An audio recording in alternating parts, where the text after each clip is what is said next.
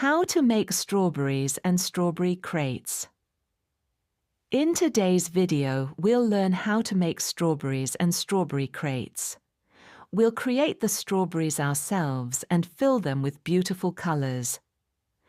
First, we'll start by drawing a strawberry shape on paper or cardboard.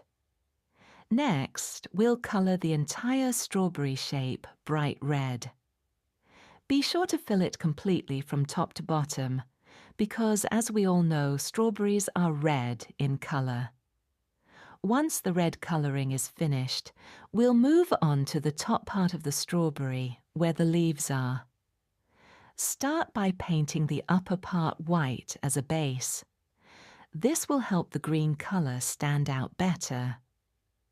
Now, paint the leaves green to enhance their shape.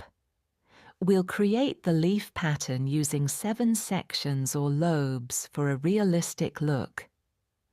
Once the leaves are painted, our strawberry will have a beautiful red and green appearance.